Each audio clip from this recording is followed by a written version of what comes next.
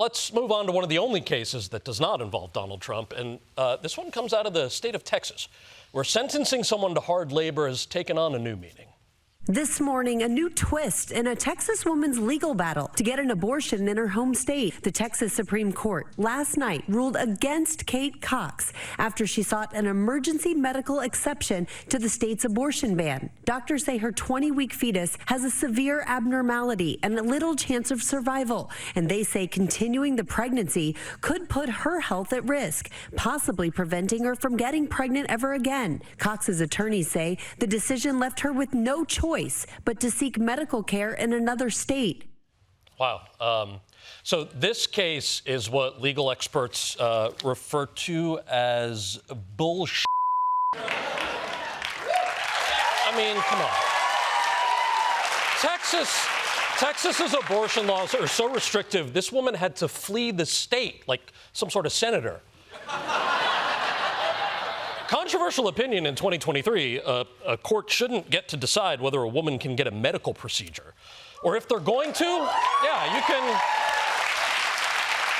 If they're going to, then they should also get to rule on a man's right to, like, pass a kidney stone. Sorry, Brian. God has a plan for that rock. For more on the Texas Supreme Court decision, we turn to Grace Kuhlenschmidt. Grace, it's just chaos down there in Texas right now. Courts are saying doctors should decide when abortions are medically necessary, but then when the doctors decide, the courts overrule them, and then other courts overrule those courts. It's like no one's in charge of the decision. I know, right? But here's a crazy idea. When it comes to deciding whether a woman can have an abortion, what if we gave that decision to just one person? What if this one person is the person who knows what's best for each woman better than anyone else? See where you're going with this. And that person should be the Golden Bachelor. That is not where I thought you were going. Why should the Golden Bachelor decide every woman's abortion? It makes sense. His whole thing is making tough choices about who stays and who goes. Okay. Right, but I thought you were going to say, like, the woman. Which woman? Like Beyonce? I mean, she is from Texas, but I don't know. She seems so distracted with her tour. She's not responding to any of my texts. You have Beyonce's number? No, but I've been guessing. One of these days, I'm gonna get it right. Grace, I'm sorry, but I really don't think this is a good idea. Are you mansplaining abortion to me, Cal? How dare you? It's my body, and it's my right to decide which man gets to tell me what to do with it. And I want that man to be the Golden Bachelor.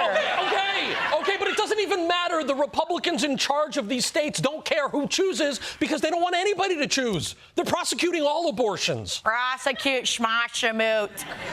There's an easy solution here. Any woman who needs an abortion just needs to get elected president. Because presidents have total immunity. Hashtag free Trump. How is a woman who needs an abortion supposed to become president? Simple. We distract the men. Butter them up. Listen to them play guitar or whatever.